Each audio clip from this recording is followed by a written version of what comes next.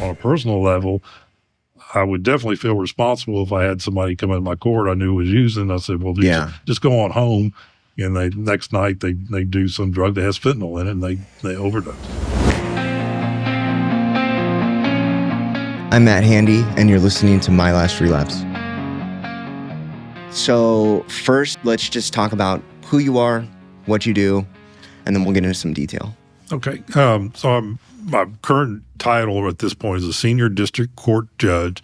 So basically that means I'm retired from the bench, but I still do other judge work for what we call visiting judge work, which would be covering from 4 other judges, either in Galveston County or the surrounding counties. Okay. When they're not able, they're on vacation, they go to a conference, or maybe there's a case they can't hear because of conflicts, then visiting judges help fill in. And my position right now is more of a kind of a unique type of visiting judge because it's more of a permanent position, because I'm over several programs in Galveston County to address the mentally ill and help them get out of the revolving door of our criminal justice system. Okay. How long did you practice law? I was with the district attorney's office straight out of law school. So I was there for 13 years, and then I was first assistant 9 of those 13. Okay. And you Galveston the whole time? Galveston the whole time, whole practice, the whole time I was a judge, yes. Okay. And what got you interested in mental health? So when I was on the bench in Galveston, I started the first specialty court in Galveston County. It was called STEP, which stands for Sanctions Towards Effective Probation. So I got that program up and running, and it worked out very well. And then I was starting a drug court in Galveston County, or we were all starting a drug court. And then I left the bench, and another judge took over. And then at some point after Judge Mark Henry was elected, he was interested in building up the different programs in Galveston County to address the mentally ill who are going through our criminal justice system and just seemed to be stuck in it and cycling through it time and time again. And he just approached me and asked me if I was interested in starting a mental health specialty court. Do you know like the average number of people that are going? Because Galveston County it isn't tiny, but it also isn't like huge, right? Correct. It's about mid-size for Texas. Okay. How many people are going through the mental health system in the courts every year? So the Galveston County did a study from the time period was from 2022 to 2024, and we found that approximately 40% of the people being booked into jail were screened positive for having a mental illness. Yeah. I'm in the SUD world. I've also been arrested probably 40 plus times, easily, right? And something that I talk about all the time is that not all people who have mental illness issues have SUD issues, but every single person that has SUD issues has mental health issues. I would say that's probably pretty accurate. And is that 40% screening specifically mental health or mental health SUD? Mental health. Okay. So the 40% are coming up positive for an indication they have a mental illness. Okay. And of course, it's like I say, it's a screening process. Right. So we don't say with 100% certainty they do. However, we find that if they are screened with a mental illness, they do have a mental illness. Yeah. I mean, it's probably some don't screen for it rather than some do that don't have it. That's a good point. I agree with that. And the people who are doing the screenings, it's like intake in the jails, right?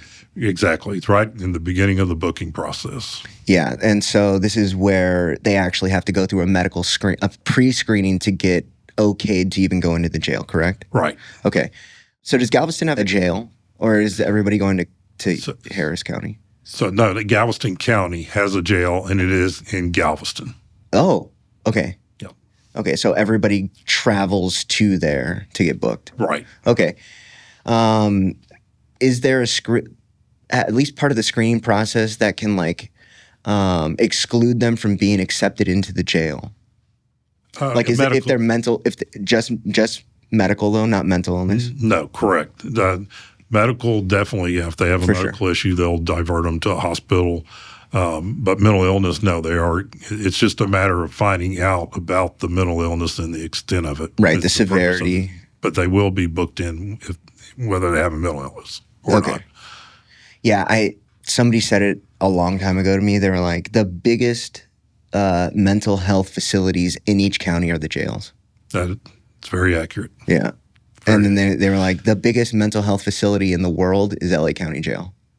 If that's the largest jail in the I think the complex is like 30,000 inmates or something like that. That's what I heard. I don't know. It makes sense though, because there's like 12 million people in that metro area. So, but yeah, and that's a very accurate statement in just about any county that you would look at in Texas or the United States. Yeah, any state. Okay, so post-screening, they're getting booked, and then what are the typical charges that are you guys finding that there's like a predisposition towards certain charges for mentally ill people? So, right off the top of my head, on the misdemeanor level, very common for criminal trespass is a very common charge. Sometimes a criminal mischief, which is damage to property. Okay. Then you sometimes have your assault causing bodily injury. And typically when you get that charge, what you're going to be looking at is a family member that is a complainant or a victim of the assault. So on the misdemeanor level, it's a little easier to kind of generalize. On the felony level, it gets more difficult to say. Definitely, a lot of possession charges, possession of illegal drugs, definitely right on top of the list. So. Yeah. Something that I've found to be true in my life, but then also in the many, hundreds of interactions with people that I've been in treatment with or in jail with or whatever, is that a lot of the family members are just completely unaware of like what their family member is going through. And so if a family member heard this and they heard you say something like, especially if they're unaware of the situation, right? If their loved one's getting arrested for criminal mischief or trespassing or something like that, to maybe start looking at mental illness. Yes. If they're, constantly getting in trouble with the law, it's maybe a good indication that maybe that mental illness is involved. Yeah. And that, hopefully addressing that will help address them constantly getting in trouble with the law. Do you, okay, let's get into your program. First is STEP, right? That's what you call it? So that was the first program I started when I was on the bench. So that program doesn't exist anymore. I did the program, and the one other judge who started the drug court did that program, but neither one of us are on the bench, so that program doesn't exist anymore. Okay, so I just found this out, is that the judges kind of run their own programs, and then it's up to them to like either pass the baton on, or it just kind of dies when they leave the bench? So it could be in that situation if there's nobody like you said behind them who are interested in picking up the ball and running with it. So I know, but like in Harris County, they are pretty consistent in keeping that type of court open with some judge filling it in. Like if it's an effective program, they're going to keep it open. Correct. Was it effective? Was STEP effective? Yes, I believe so. I believe it was. What did it do? So STEP, basically what the purpose of STEP was, if somebody on probation was committing what we call a technical violation. What I mean by technical, they missed some reporting periods. They're not caught up on their fines or fees. Maybe some testing positive for drugs, things like that. What would happen is the probation officer would bring them in front of me for what we call an administrative hearing, and the probation officer would tell me what the problem was. I talked to the probationer and saying, look, everybody here is here. We want to help you get through probation. Your probation officer wants to help you. I want to help you, but you got to do your part. You got to take responsibility, and you got to do your part. You have a commitment while you're on probation to follow the conditions, and you've got to follow all of them. Yeah. And just talk to them like that. And so let's straighten this out. Let's figure out a plan with your probation officer how we're going to straighten this out. And then about 30, wait about 30 more days, and then I have them come back in front of me, the probationer, and the probation officer, and the probation officer will update me about how the probationer is doing. And typically the update is going to be they're either catching up or their fines or fees or working on it. And I mean, all we want to do is to try. So that could be as little as paying $10 a month if that's what it takes. And then also just if they had a positive drug, where they go into the treatment that is recommended based on that, and or if they're not reporting, or they're reporting now. And I do that for every 30 days until the probation officer gets in front of me and says, "Judge, I think the probation is back on the right track, and they don't need to come back anymore." Okay. How many of those specific situations were you seeing a month? I'd say about 30. Okay, so like one a day. But what I would do is have a special docket. So we'd have them all come at once on a special docket, special time of the day. So all the probation officers would be there with the probationers. Okay, that makes sense. And so then that kind of evolved into the drug court? Yeah, so being a specialty court, drug courts started more prevalence of more drug courts, and kind of just looked into it and said, that'd be a good thing for Galveston County to have. So I formed a committee, and we just started working on that with the committee, about working towards developing a drug court. So I'd never participated in a drug court program. My wife had. And in California, it's a little different. It's like it's an 18-month, very intense. You get sentenced to it. And it's one of the most intense programs I've ever heard of. And in California, it has this reputation of like, if you get sentenced to drug court, basically all you're doing is buying time because everybody fails. Yeah.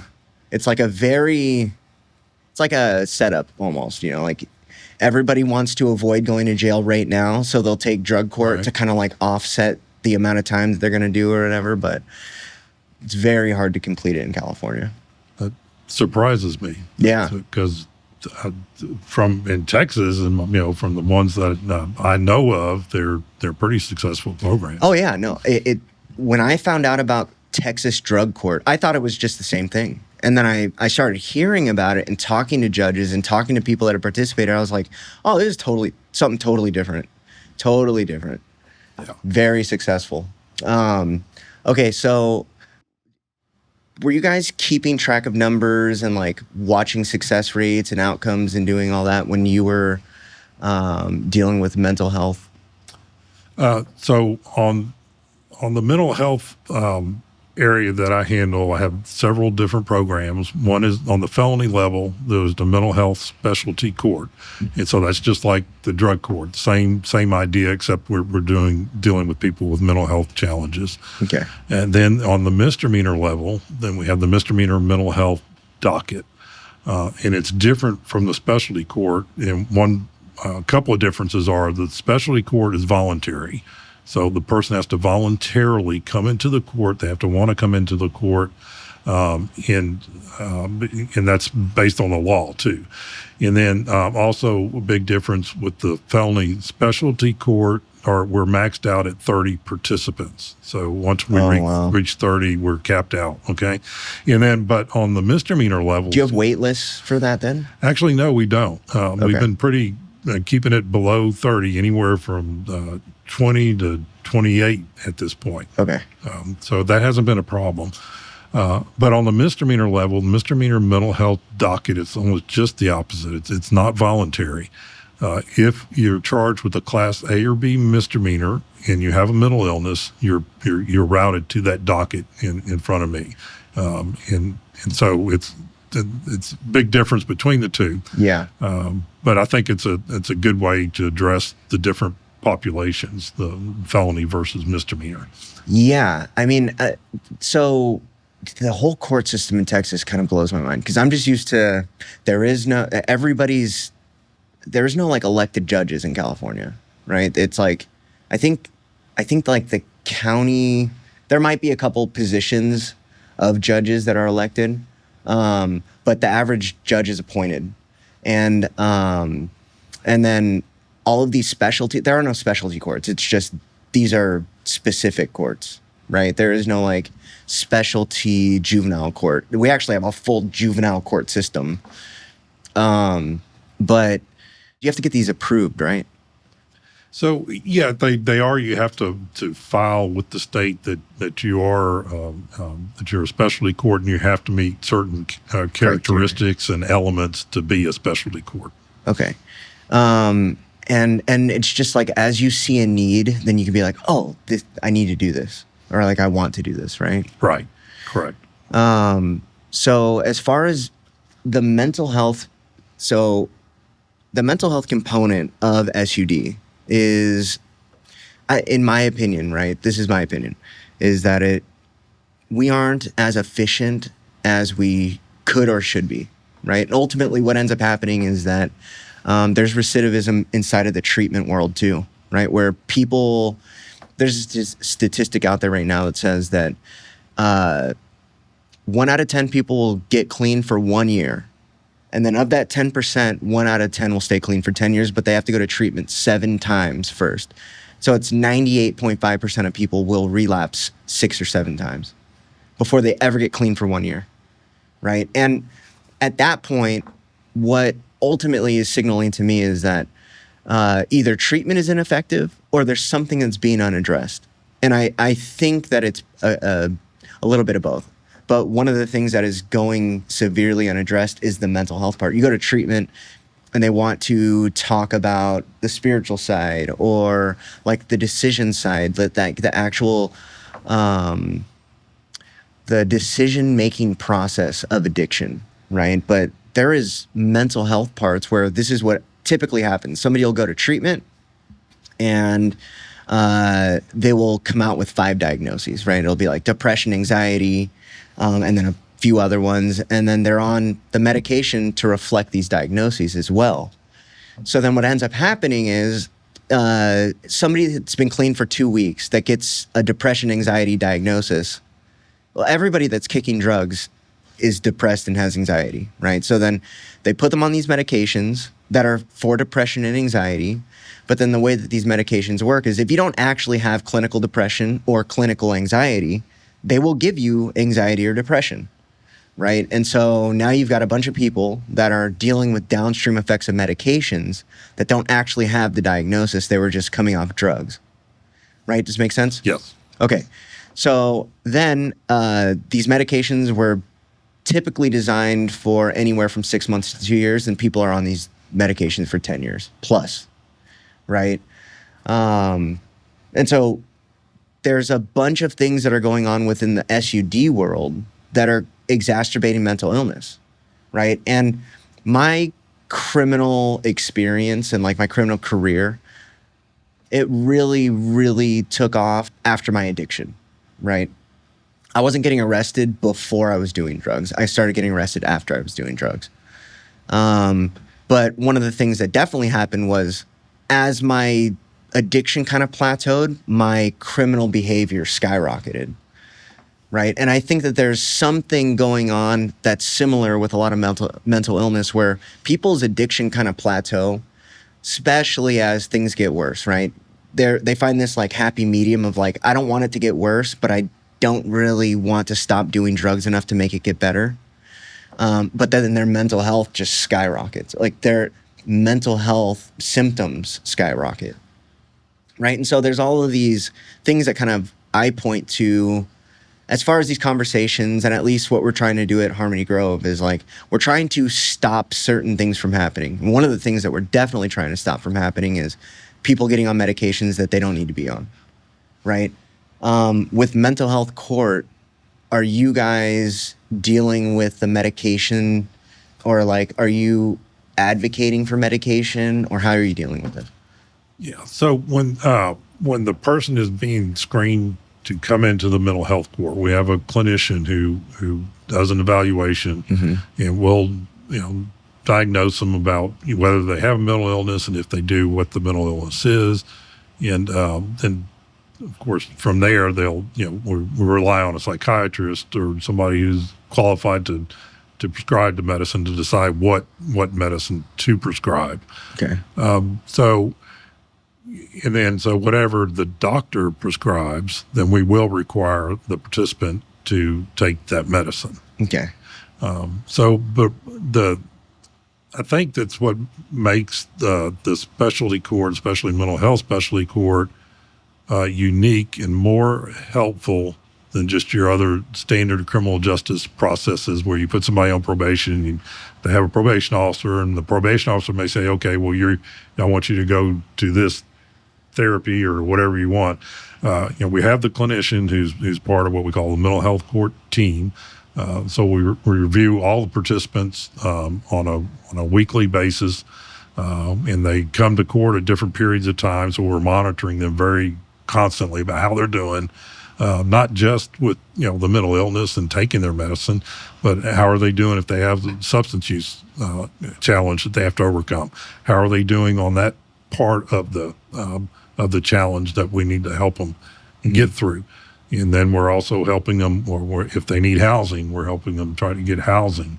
And anything you can possibly think of, are they being able to eat properly? If not, we try to help them with get enough money to get food.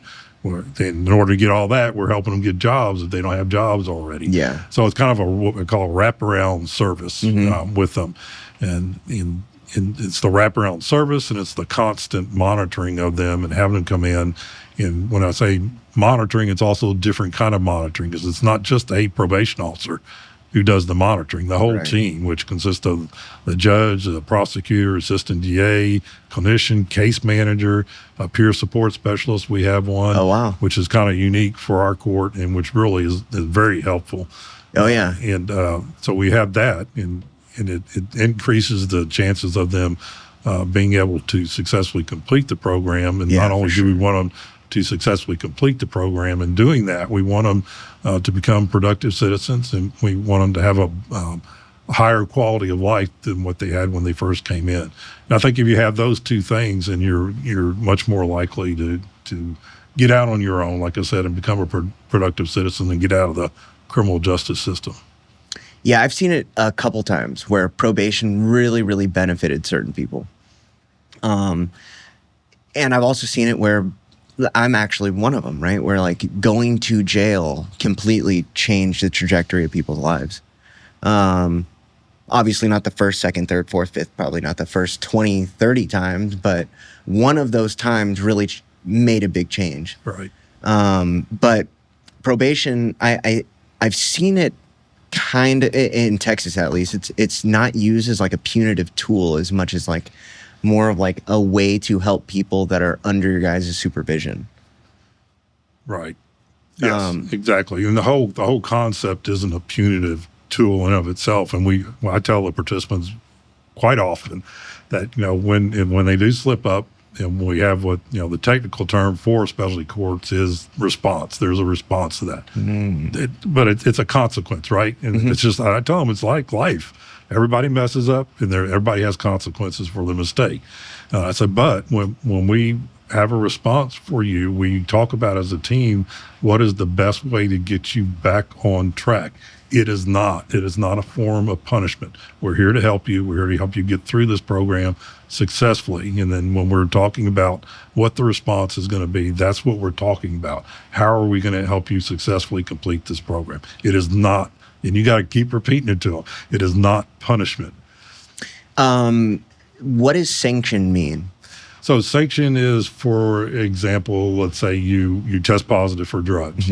So we'll say right now you're going to NA meetings twice a week. Okay, so it's literally you're sanctioning specific programming. Yes, we're going to address what the mistake was, and how are we going to help them keep from committing the same mistake again. Okay. Whether it's more AA meetings, whether it's more intensive outpatient treatment, or maybe if they're at a point where this has happened quite a few times and we're concerned about them in their use, we may have inpatient treatment.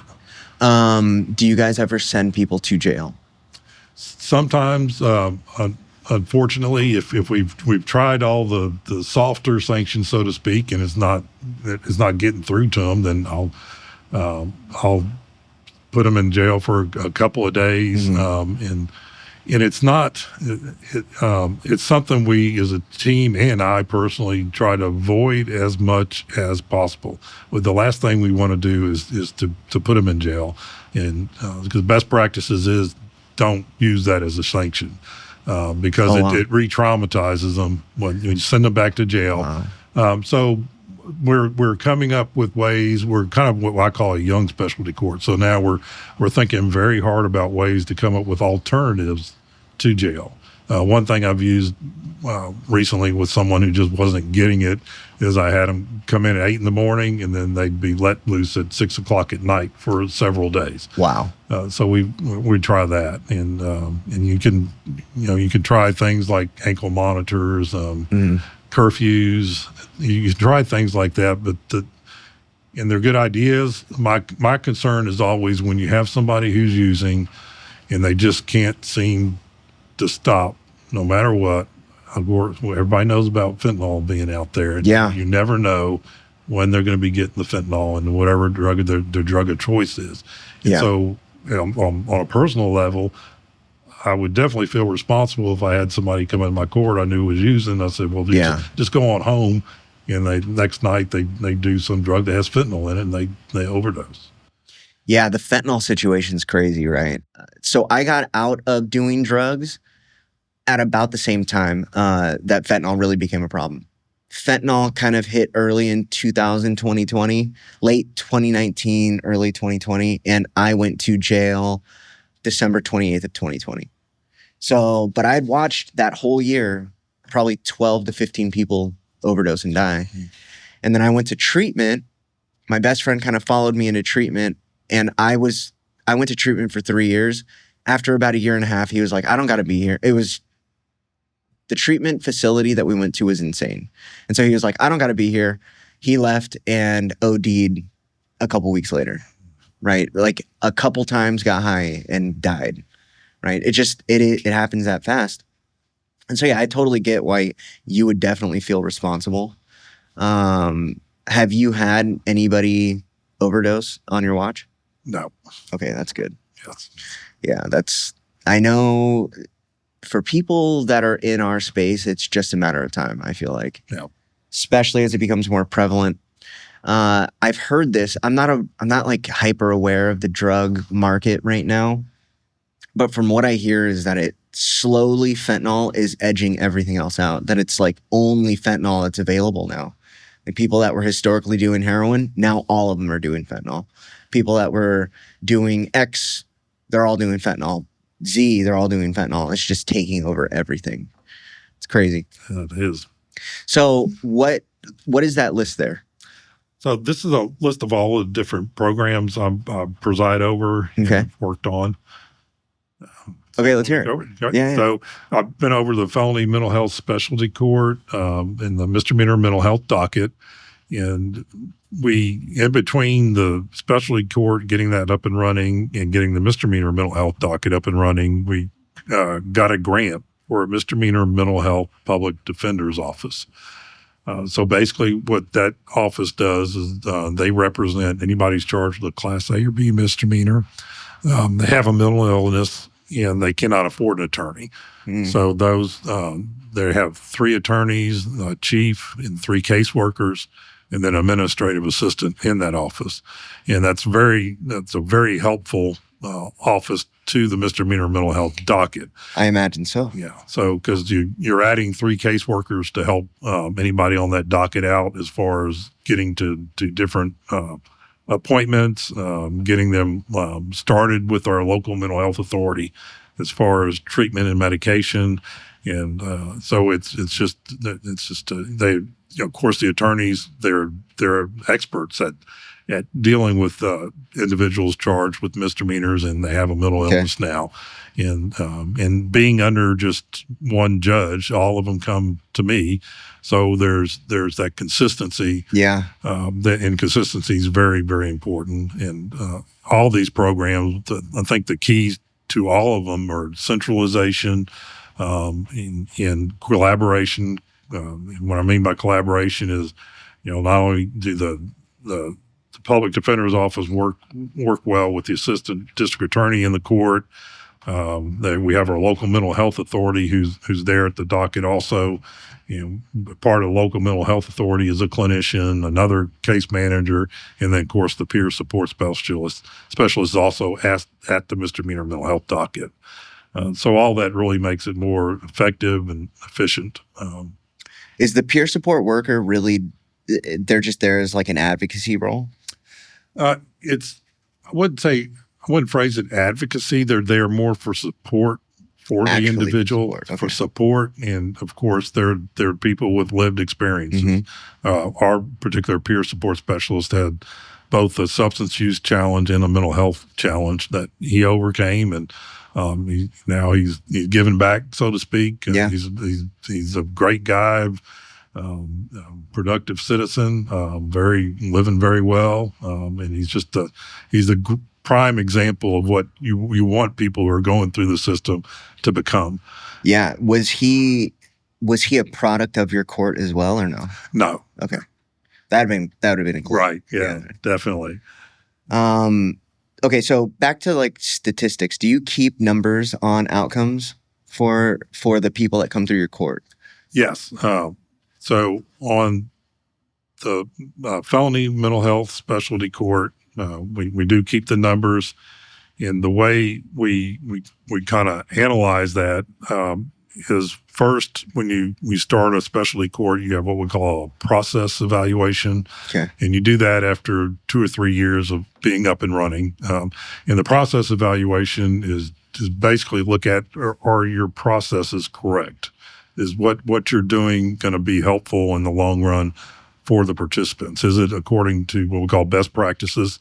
Okay. And if it's not, and our evaluator is Dr. Cleet Snell. He's a professor at the University of Houston, and he's done a lot of specialty court evaluation, I think, for over 20 years, I think he said. So he's very good. He's very thorough, and he had a lot of things he pointed out that we're doing very well, and he had some things that he thought we could improve on, which was helpful. So we can focus on what are the important things we can improve on. And then after you're up and running for a while, Dr. Snell said you want to wait until you get about 30 to 35 graduates, and then you do what's called an outcome evaluation. Okay. So that's when you really get into the stats, what's the success rate, how many are not succeeding, and things of that nature. What was the initial findings of the first 35? Or have they done that? No, we haven't had 30 graduates yet. Okay. Yeah. Okay. How long has it been going on? Since February of 2021. Okay. Yeah. Okay. And that's the felony. That's the felony. Okay. Correct. How many graduates have you had of the misdemeanor court? I couldn't Hundreds, tell probably. you. So the misdemeanor court, we don't really have graduates, so to speak, but the way it works is in most cases, the DA makes the decision, and what we call the plea bargain offer, so to speak. And they'll for most cases, they'll tell the defendant, you make 2 or 3 appointments with the local mental health authority or any, if it's a private provider, that's great. We don't care. As long as you're on your medicine and you're going to those appointments, then we'll dismiss the case after you complete those appointments. And so 60 we're at about 311 defendants on that docket, in averaging, and 64% of those end up being dismissed because they comply with the program. Okay, that's a pretty decent. Yeah. And then and we do have a set of individuals who we keep coming back time and time again. And out of the 300 defendants on the docket, I'd say it's consistently about 50 individuals who keep coming back. And the other stat we have is with the Misdemeanor Mental Health Public Defender's Office, because they got a grant from the Texas Indigent Defense Commission, they're required to report certain numbers to the commission on a regular basis. And so consistently, there's been a 21% rearrest rate for a 6-month period of time. Pretty low. It's pretty low. Yeah. Yeah. And so, I think it helps. And even with the 50 individuals that keep coming back, and it's frustrating for everybody, for the public defender's office, for me, for the assistant DA. But my theory behind that is we're dealing with misdemeanors. One, they're not the ones that keep coming back. They're not violent offenses. They're going to be your criminal trespass charges almost all the time. Homeless people, nowhere to go. They have nowhere to go but where they're getting arrested for being trespassing. For sure. But at the same time, I do appreciate the business owner's concern. And it's usually a business owner who's going to call them. They have a right to run a business, and they don't need somebody there who's scaring off their customers or maybe, asking for money from their customers, making them uncomfortable. So I get that and I appreciate it. But my theory behind it is I will, part of the misdemeanor mental health docket program, part of that concept is I will let that individual out on a bond, either, what's called mental health bonds, which basically you don't have to pay any money in order to get out on bond. So a lot of them are that type of bond. But with that special bond, I tell them, you've got special conditions of bond you have to follow in order to be able to stay out on bond.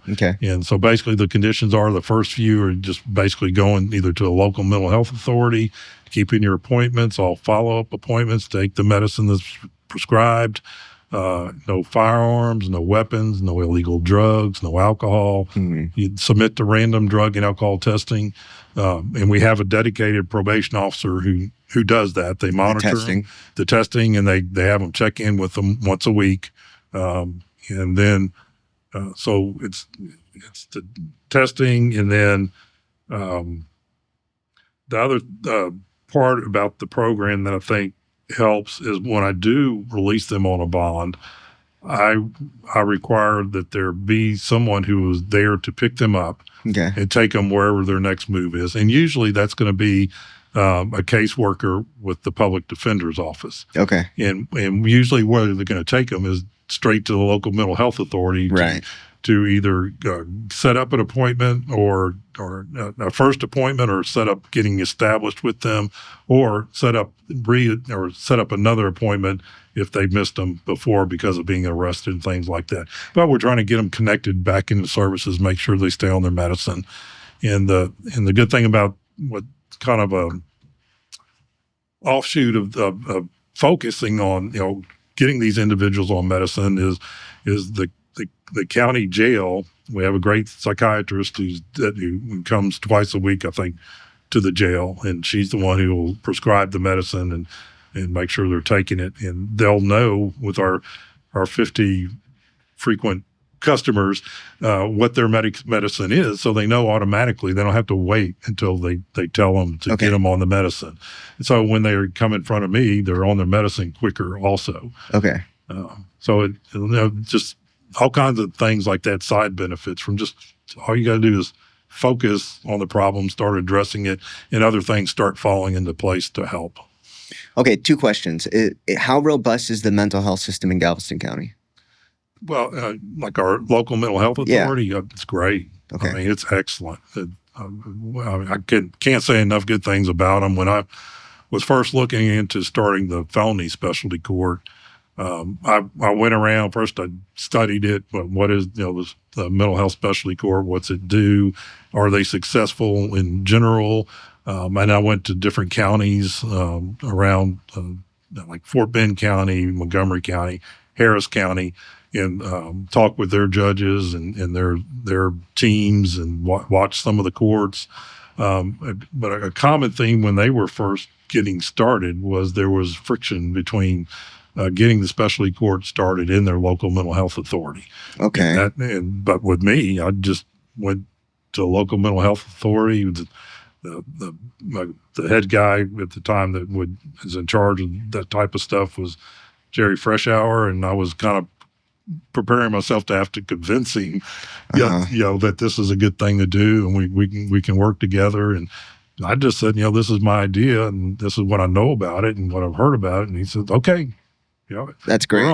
We're on. What can we do to help? And every everything I've done, it's been the same attitude. Okay, so we've also started a clubhouse. I don't know if you've heard of clubhouses for the mentally ill, but it's some very new for Galveston County, never been done before, and I went to them, and again, same question.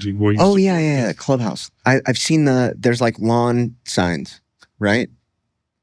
They could be advertising with lawn signs, but yeah. So basically, what a clubhouse is for someone with a mental health challenge, and they don't have to be going through the criminal justice process. It doesn't matter one way or the other. The only two requirements to join a clubhouse is that you have a mental illness, that you have to be over 18 years of age. Okay. And so the concept is that what it is the membership. The members of the clubhouse run the clubhouse. Okay. They're responsible for keeping it up, doing all the daily chores anybody would do in any other household or business to keep it up. And they're responsible for that. Where is it located? So ours is located in the community center off Broadway in Galveston. Oh, yeah. Yeah. Okay. So mental health, at least services are decent in Galveston. Yes. So what is the homeless... what are the services for homeless that are available? Is there housing? Is there anything like that? Because it kind of goes hand in hand, right? Right, exactly. That's a very important piece to get them on the right track. Is to have stable housing. So the main place most of our homeless individuals go to is the Salvation Army.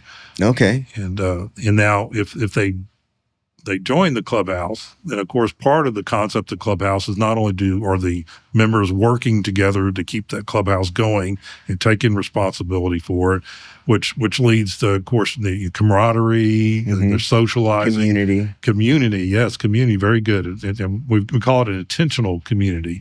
So they're supporting each other. They're talking about each other's challenges and supporting each other. As they are doing the chores, so to speak, and seeing results of the chores, they build up self-esteem, self-confidence. So they're getting to a point. Hey, I can do this. I can go out and get paid to do this. Yeah. We have resources to help them get jobs. We have resources to help them find housing. Okay. And just anything any person needs just to live a decent life. Do you have a census of how many homeless people are in Galveston County? I'm sure there's a number out there, but I don't know it off the top of my head. But Galveston, it tends to, or it appears to me, it tends to more congregate on the island, Galveston Island. And we theorize part of that is because that's where the county jail is. So they could get arrested off the island, anywhere on the mainland. They go to jail, then they're let out. And they have no transportation to go anyplace else. Or maybe not even live anyplace else. Also, there's UTMB Hospital, a very big hospital that serve indigent individuals. And so maybe they go to the hospital, they could be taken by ambulance to the hospital, and they get treated, and the hospital says, okay, you're well now, goodbye. And then just walk outside, and now what? Okay. So just kind of circumstantially, a lot of them end up congregating on the island. Correct. Would you say that has crime rates how long have you been, so you've only worked in Galveston? Correct. Have you seen an increase in numbers of homeless people? And would you say that the crime rate has risen with that increase? So there are definitely a large number of homeless individuals on the island. Being an increase is kind of hard to say because I think it's always been a challenge for the island and for individuals who are homeless on the island. But increasing crime to an extent, I would say that the increase in crime is more on the misdemeanor level than a felony level. Yeah. I think there's a misconception that the general public has around homeless people and crimes that they commit.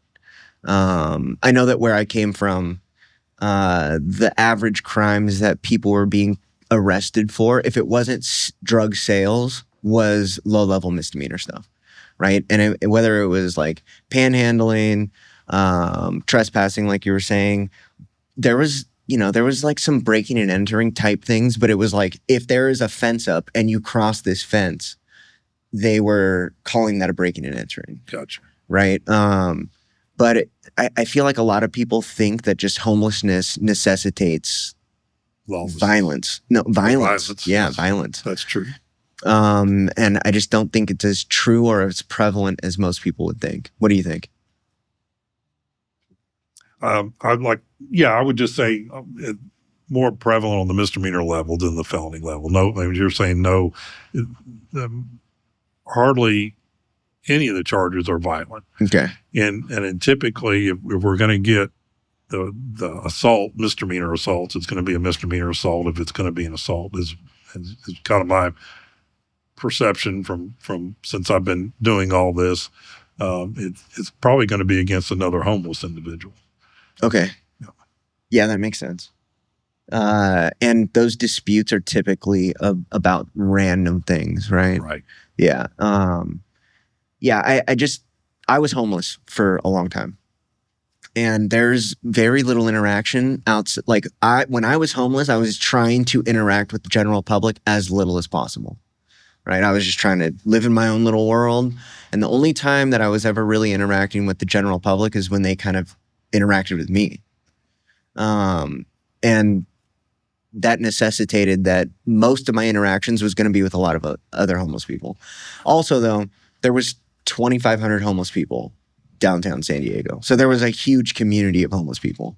Oh, that's a lot. Yeah, it was a lot. And, it was like different pockets. There was different communities of different homeless people. Like this type of drug addict, they were homeless over there. And this type of drug addict, they were living over here. And it was like the heroin canyon, the meth downtown. It was literally congregating around drug types. But what, at least from what you're seeing, is there like specific drugs that are more prevalent in the homeless population that you're seeing?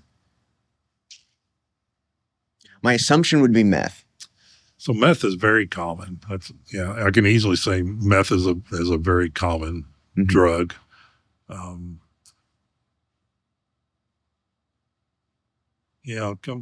to think of it, meth is probably the most common. Yeah. Yeah. And cocaine, there's a lot of cocaine. But I would say that. And then some individuals, of course, is marijuana. Yeah. Marijuana is an interesting one. They just made it illegal again here, right? Right. What happened when because it was for a very brief amount of time, it was less illegal.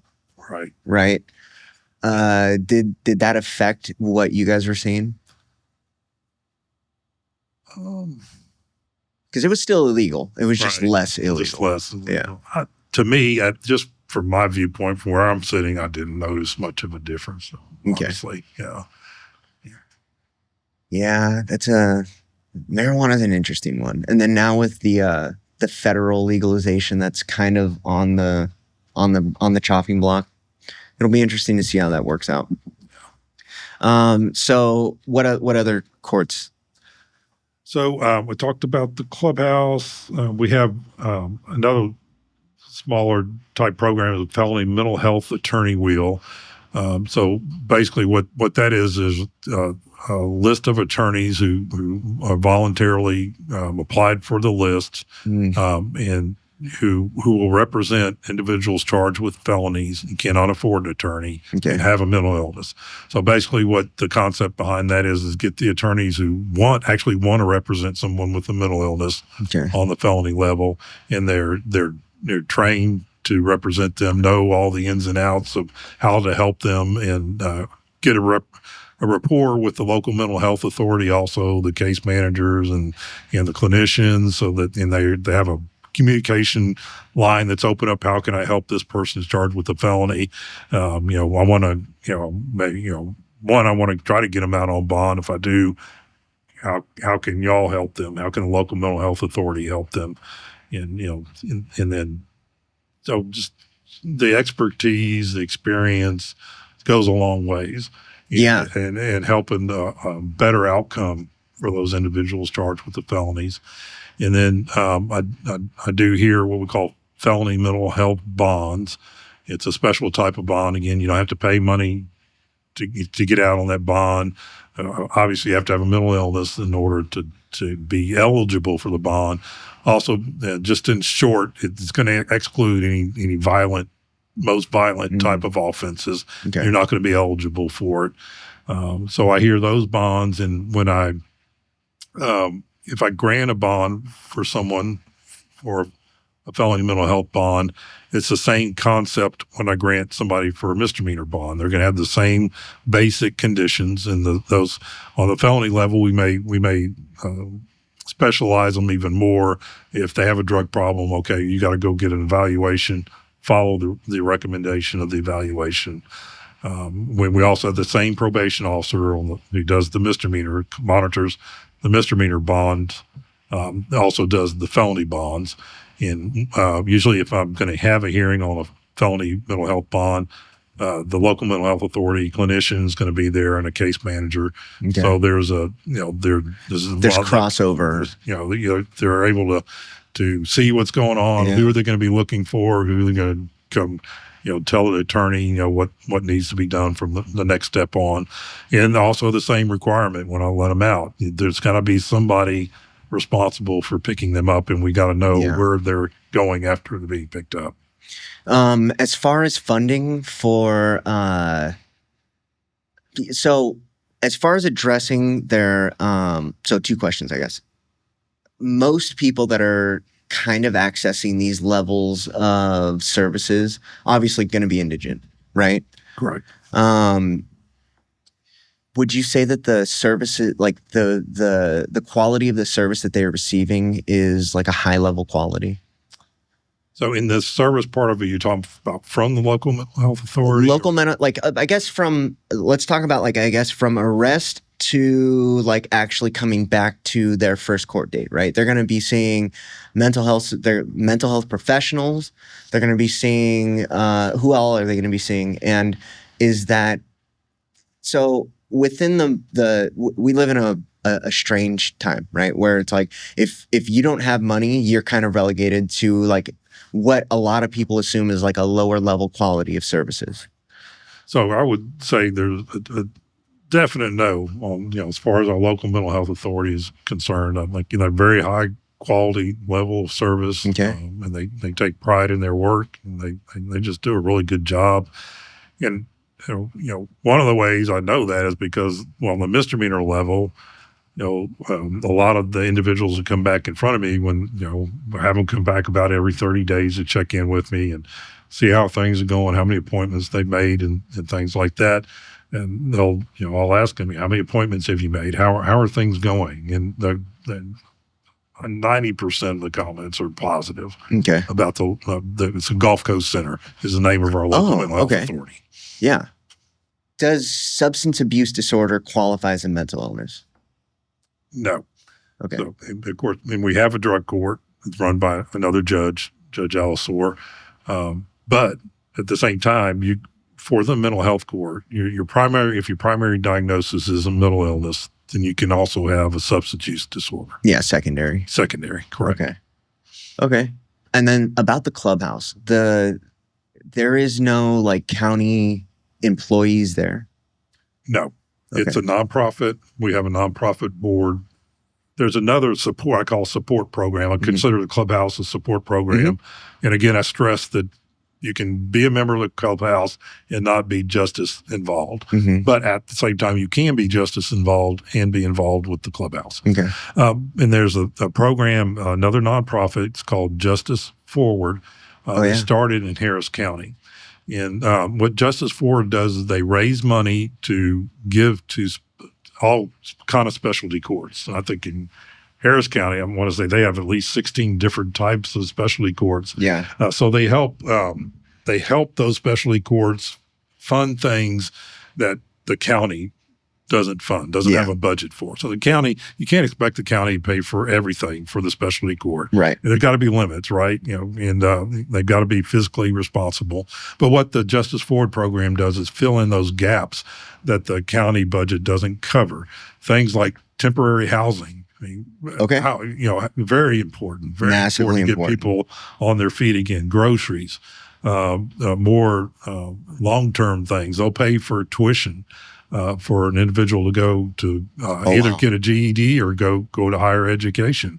They'll pay. We've had them buy a bicycle for one participant because the representative was in the courtroom. The individual will say, "If I just had a bike, that's all I need. I can get around and I can get a job and so on and so forth." And so, very, very important gap filler, I guess you would say. And they came to us in Galveston County. Actually, Judge Ellisor invited him to come talk to us. His wife read an article about him in the Chronicle and said, told him, "Hey, why don't you do this?" And he said, "I don't know. I need to look into this." So we did, and they've just been super about helping us and get our own board started and get it going. And I think they're doing it at Fort Bend County. So that I just can't stress enough the help that they are. Yeah. That a lot of really motivates the participants when they're able to, they're down because they're running out of money. They're not going to have enough to stay where they are, and the Justice Forward will fill in for a short period of time. It's temporary, but that goes a long ways. It really can, yeah. And they'll also pay for sober living when somebody comes out of like inpatient. Oh, wow. They'll pay for a certain amount of time for sober living also. And the good thing about them is they don't just limit it to the participants while they're in the program. If anybody's a graduate of the program, they still help them. Oh, that is cool. Yeah, that is really cool. Being able to have somebody when homelessness it's pervasive. Mental illness doesn't just go away, right? It's not something that it's like you're going to deal with it in this one episode and then it's just over, right? It's possibly and most oftentimes a lifelong situation that you're going to have to deal with. And so, what other are there additional nonprofits that you're working with?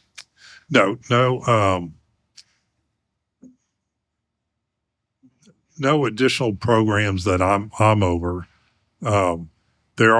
We have two brand new programs that probably the local mental health authority is most credit goes towards as far as getting started up. And one is jail reentry program. Oh, okay. So the Gulf Coast Center got a grant from the BJA, Bureau of Justice Assistance, I think. And basically that grant pays for a case manager or clinician and a peer support specialist. And their goal is to catch individuals while they're in jail to start getting them lined up for services. And when they get out of jail, they have the case manager who can follow them through to make sure that they're following up with the services that they recommend. Okay. And they'll follow them for up to a 6-month period after they're released. And this program is going to be very helpful to the misdemeanor mental health docket because that's going to be one of the populations that they're going to target as far as helping. So that's going to be a big boost in helping those individuals get connected to services and actually stay in services. Yeah. So is the continuity of these services based on compliance? So the thing with the misdemeanor mental health docket is what we're requiring is 2 appointments.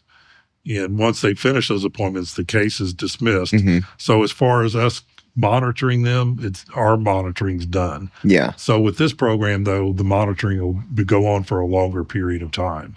Okay. So let's say that somebody is not compliant with whatever it is that they're trying to help them with. Do they continue with the service, or is it just like Yeah, that's a good question. So they won't be under my authority or jurisdiction anymore. Mm-hmm. So we won't have any leverage as far as you need to do this or I'm going to revoke your bond or whatever. So it's just going to be more of the case manager and the peer support specialist building rapport to help the individual understand how important it is to follow through. Okay, so it's like based on assessment type Correct. thing. Yeah. Okay.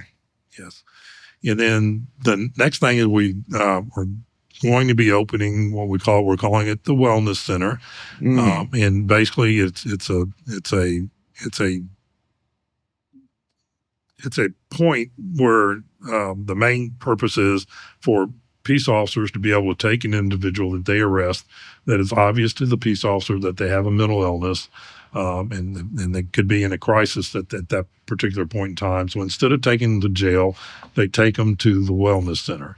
And the Wellness Center has 9 beds for what we call extended observation, which is 24 to 72 hours. And so basically the purpose of that period of time is for they have the personnel on board at any 24 hours a day to assess them to see what it is they need to either stabilize them or just even if they don't need stabilizing, what is the medicine that they need so that the police officer's not going to be picking them right back up again. And if there's during their assessment that the condition is so serious they feel like they need to go to the hospital, then they'll make arrangements for that individual to go to the hospital. Okay. Do you know what the Florida Baker Act is? I've heard of that. Yeah, it's the involuntary commitment based on what an officer is witnessing. Okay, gotcha. And I know Texas doesn't really have anything like this where an officer can't be like, okay, this person is obviously either going to hurt themselves, hurt somebody else, or they don't realize what's actually going on with them. So in Florida, they can Baker Act them. And it isn't just cops, actually. There are actually like vans going around like to homeless camps, and like they're assessing people in the field, and they're able to actually get them to receive services immediately based on whatever symptom it is that they're. And so, do you see a time? It already sounds like what you're talking about is moving in a direction towards something like that. So actually, Texas does have laws that allows a peace officer to what we call emergency detention orders. Okay. If the peace officer in their contact with them feels that they're a danger to themselves or to others. Okay. Another prong is, have they degraded to such a point where they're no longer able to take care of themselves? And what is this called? Emergency detention order. Okay. Emergency detention order. And of course, that order only lasts for a very short period of time. And then you have to have like a psychiatrist or someone look at it. Do they need to be held for a longer period of time? Because the same two things, two prongs. And this wellness center is actually a point. So before the wellness center, in a while back, the only place our peace officers in Galveston County could take an individual that they felt met that criteria was either to the emergency room or St. Joseph's Hospital. Okay. So now they have this option to take them to the wellness center. And again, like I said, the wellness center does the job of trying to get them stabilized and figuring out, do they need further services like more intense services in a hospital. And they also have 12 beds for what they call it respite is the name for it. Mm-hmm. So basically the purpose of that is they're stepping down from a more intensive program and they have a place to stay while they're getting adjusted, so to speak. I'm trying to remember the period of time. It's like 2 weeks. At least 2 weeks. It might be even up to 30 days. Even up to 30 days to get stabilized. Find a place to live or stay or however, whatever it might be. And that's also going to be helpful, again, for the misdemeanor mental health docket. Yeah. For these individuals who just don't have anywhere to go at that time. So. I mean, it'll alleviate pressure of like, if you can help them immediately, then they don't have to go to the jail to wait until. Exactly. And, hopefully that's going to cut down on the number of people we get on the misdemeanor docket. Or on even the felony level, hopefully. Because if they commit a felony, maybe they fight with the peace officer and injure the police officer. Then that's a felony charge. Mm-hmm. And maybe, the police officer, maybe it's not that serious and they recognize it's not, it's a mental illness issue, not a personal issue. Right. It's a symptom of an underlying issue versus. Well put. Exactly. And then they have that option to take them to the wellness center. Okay. Do you, as far as the people that can get involved with these levels of services that you guys offer, is there a way for like just, like a family member who had dealt with this in the past, or like if I wanted to get involved with this, is there a way that I could get involved with this? Is there like a citizen branch of this? No, there's not, but that's a good question. I would be hard pressed to say that people don't want to get involved with this. I bet you more people want to get involved with this than don't. I read something recently that said that every American adult is 1 or 2 degrees away from somebody with substance abuse disorder, which is a mental health thing, right? And so that means every American adult either knows a family member or a friend who is dealing with these issues. And the majority of us want to help. They want to get involved in some way or another. Yeah. And if that isn't an option yet, how do we get that going? Yeah, that's like I said, very good question, a very good point, something to explore. And right off the top of my head, one area I could see individuals helping with the jobs.